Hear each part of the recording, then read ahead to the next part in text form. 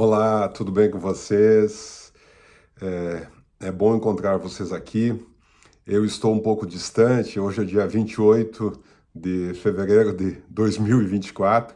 Eu estou aqui em Lisboa porque amanhã e na sexta-feira nós temos um seminário junto à Universidade Católica de Lisboa, conforme eu menciono para vocês no vídeo de boas-vindas, né? De qualquer forma, eu queria deixar aqui registrado alguns aspectos, alguns momentos, algumas questões que precisam ser examinadas aqui na nossa primeira aula, que dizem respeito à ideia de Estado e tributação.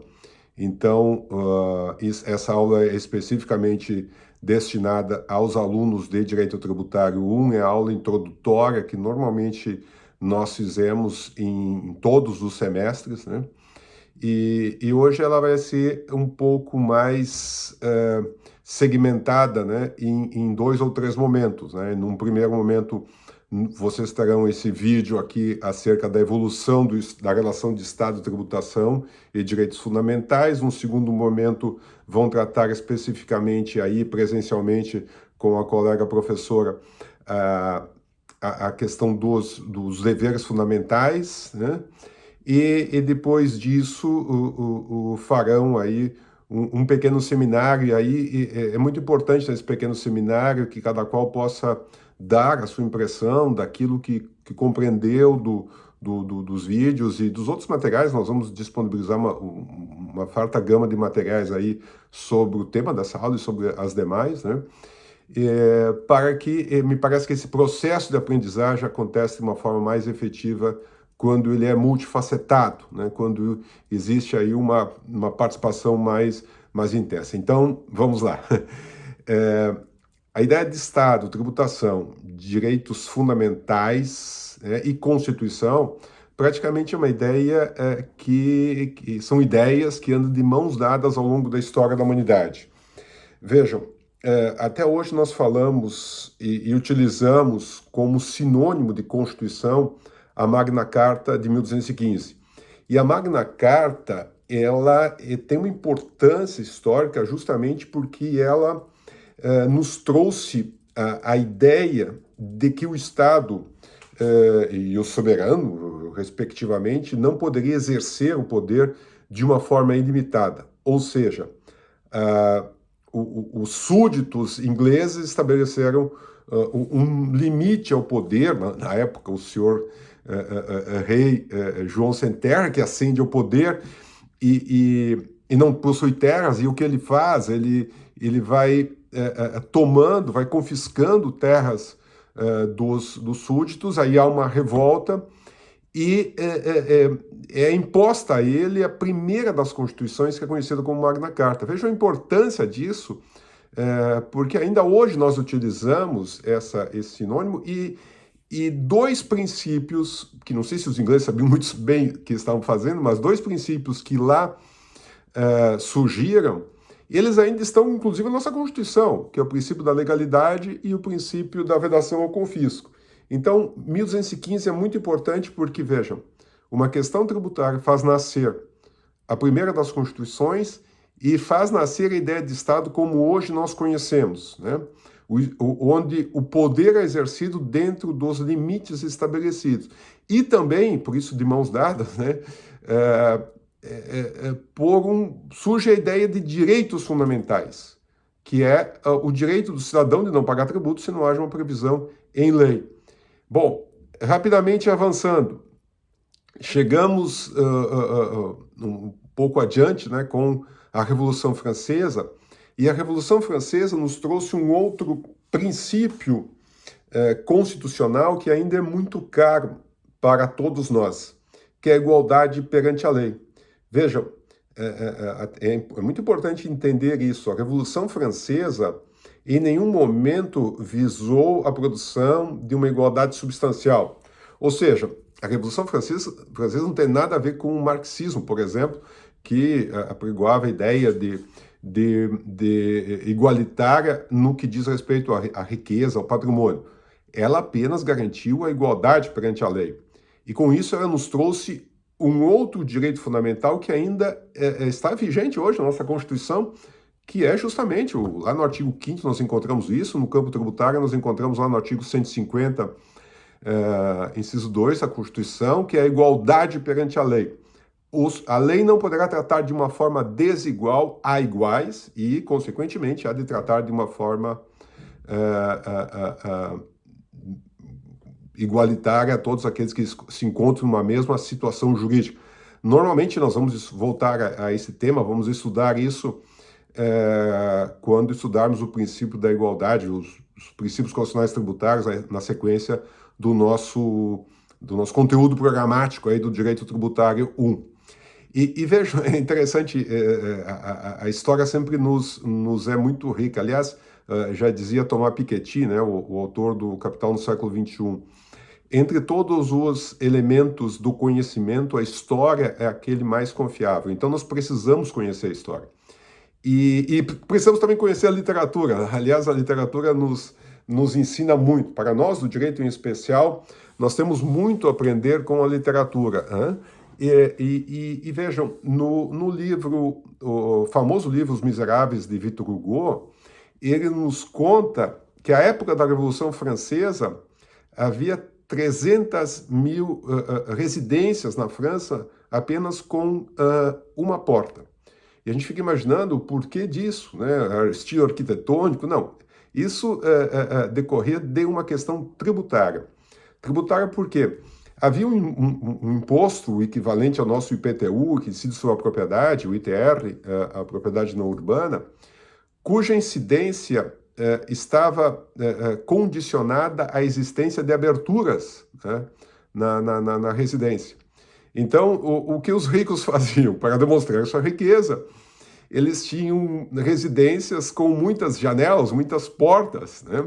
E daí vem o próprio estilo neoclássico, né? Aqueles casarões aqui coloniais aqui no Brasil, né? Só para lembrar da nossa realidade. E por lá, né? Os mais pobres tinham apenas uma abertura, uma porta. E imagine como deveria ser a vida insalubre, né? Ao tempo que antecedia o surgimento, por exemplo, de uma penicilina. Nós não tínhamos uma proteção contra as infecções. Uma família que algum membro contraísse uma infecção, toda a família acabava contraindo essa infecção, enfim. Mas é uma curiosidade interessante, porque mostra como sempre foi, como houve essa relação muito profunda. E a Revolução Francesa ela surge por uma questão tributária também, né? Também, que é o tratamento privilegiado que a aristocracia e o clero tinham até a Revolução Francesa, né?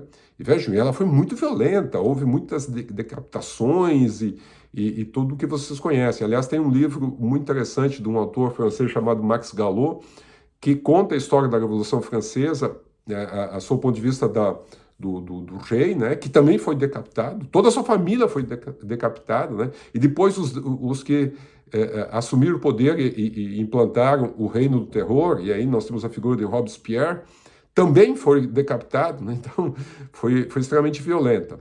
Mas ela é um marco para a igualdade perante a lei. Aliás, vale sempre lembrar, a Revolução Francesa, não é nenhum exagero dizer, chegou no Brasil apenas em 1988, com o Estado Democrático de Direito, que nos garantiu a igualdade perante a lei. Vejam, faz menos de 100 anos, por exemplo, que as mulheres votam no Brasil. E só em 88 foi reconhecido absolutamente que todos somos iguais perante a lei. E isso vale, inclusive, para as mulheres. Tem uma série de normas previamente a isso, por exemplo, previamente à Constituição de 88, a mulher que fosse exercer o comércio necessitava de uma autorização absurda do seu marido para que pudesse exercer, quase que uma outorga marital, a coisa que hoje nos causa uma certa náusea, inclusive, de pensar nisso. Mas é a história, né? Vamos dar mais um salto, caríssimos, e vamos chegar ao século XX, né? Mas antes de chegar no século XX, nós temos que passar pelo século XIX, porque ele tem um marco muito significativo ao que hoje nós vivemos. Vejam, em 1848, Marx e Engels publicam o Manifesto Comunista. E ele teve uma imensa repercussão, e acendeu o que se poderia denominar a luz amarela para o capitalismo. Ou seja, os capitalistas de então lembravam, conheciam muito bem o que tinha acontecido na Revolução Francesa. E o que, aqui, romanceando o que eu estou dizendo, né? Mas o que imagino que tenha passado na cabeça deles, é melhor nós darmos os anéis para não perdermos os dedos, ou mesmo perdermos o pescoço, como aconteceu na Revolução Francesa. Ou seja, em 1871 surge na Alemanha os primeiros marcos do que se denomina de estado de bem-estar social. O estado de bem-estar social é aquele que passa a ter uma função de proteção, né, do cidadão, porque até então nós tínhamos um Estado que apenas garantia aqueles direitos fundamentais que nós conhecemos como primeira dimensão ou geração: direito à vida, direito à propriedade. A partir de 1871, e é um marco, por obra de Otto von Bismarck na Alemanha, surge o direito de que aquele cidadão que sofre um acidente de trabalho possa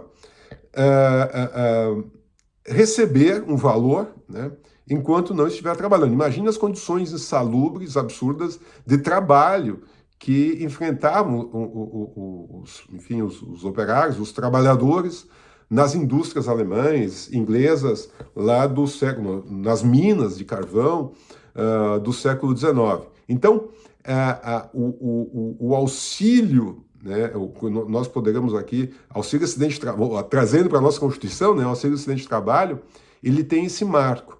Também na Alemanha, já pelo final do século XIX, surgem os primeiros planos de aposentadoria, né, que são planos que visam garantir a proteção do cidadão depois daquele tempo em sua vida que ele não for mais útil para o mercado de trabalho, ou seja, quando ele não consegue mais prover o seu próprio sustento.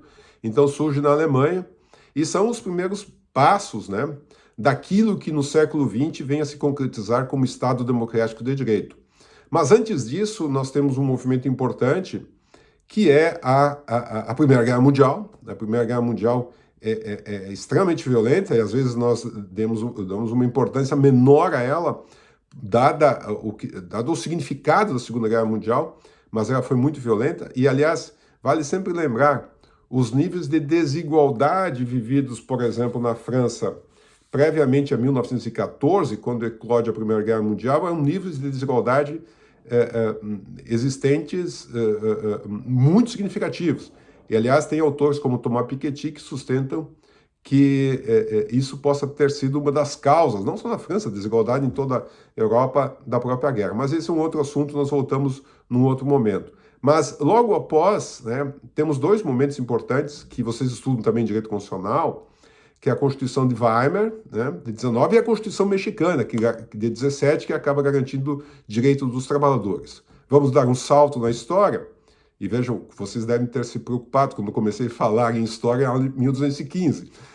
Quanto tempo nós ficaríamos ouvindo uma pessoa contando a história de tanto tempo? Não, é uma maneira muito superficial para nós compreendermos como o Estado vai evoluindo. Porque até então nós tínhamos um Estado que só garantia vida, liberdade e propriedade.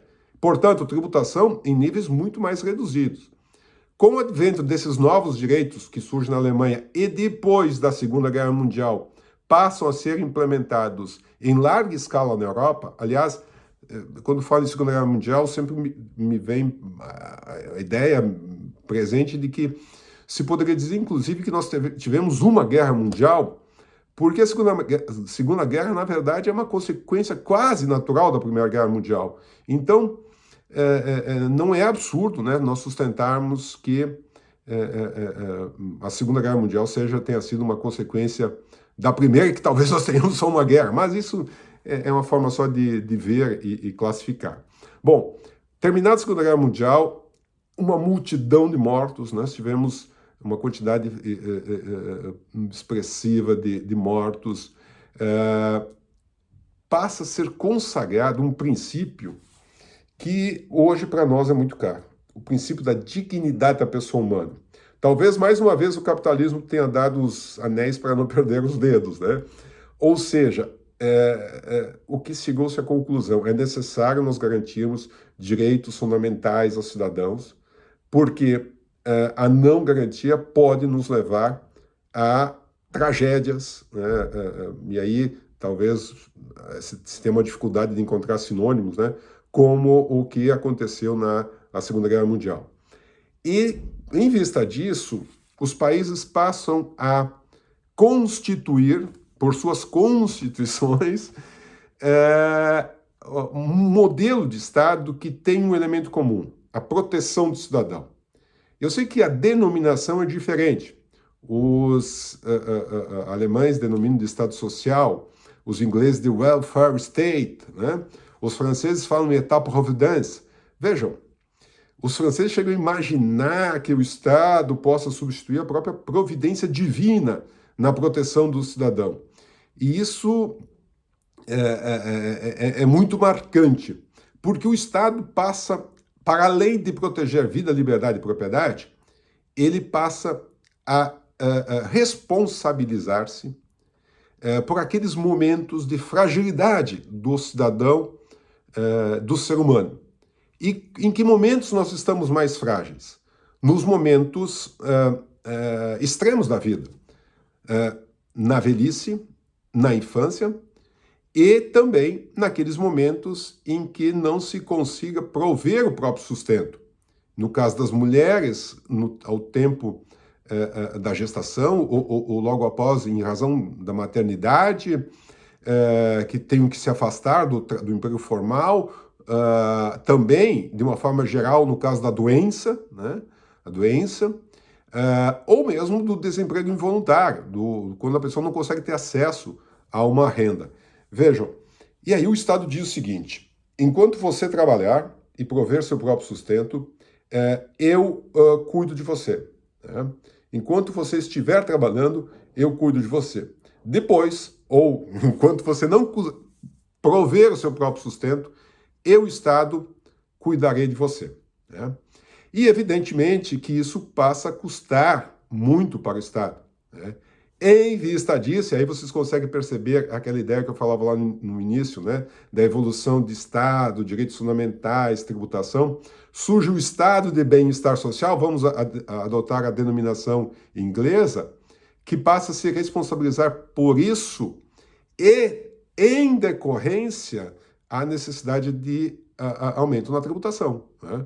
Aquele nível de tributação que existia até então era insuficiente, ou era suficiente apenas para garantir a vida, a liberdade, a propriedade, talvez aqueles direitos fundamentais embrionários.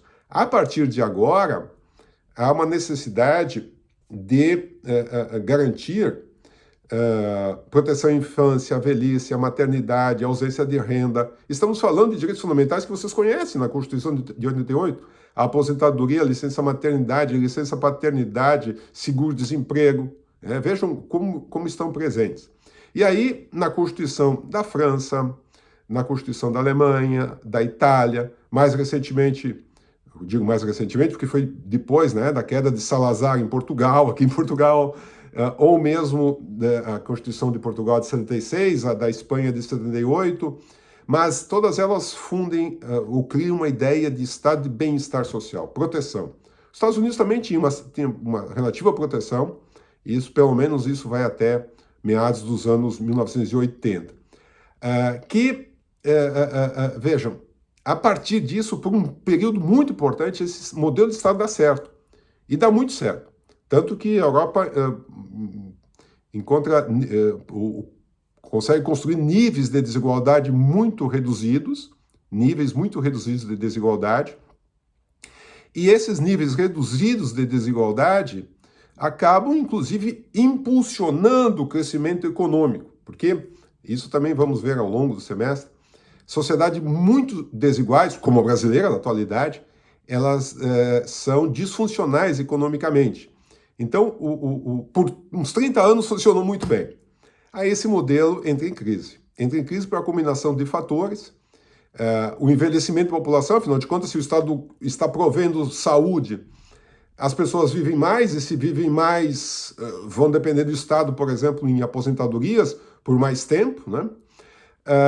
Outro tema significativo, o avanço tecnológico passa a resultar uma geração de inempregáveis, pessoas que não conseguem prover o próprio sustento através do emprego formal, por exemplo, em uma indústria. Vejam, se isso fora dramático lá nos anos 1970, 80 na Europa, imagine hoje, né, com um avanço tão exponencial da tecnologia, da inteligência artificial. Então é um problema que nós ainda temos hoje. E também pela forte participação da mulher no mercado de trabalho. Afinal de contas, a Revolução Feminista garantiu isso, o direito das mulheres de partilhar o mercado de trabalho, até então muito restrito aos homens. Vejam, aqui apenas uma constatação histórica e aliás, é uma reparação quase histórica, né, porque foi uma forma de liberdade também das mulheres no Ocidente, na medida que pudessem prover o próprio sustento, né?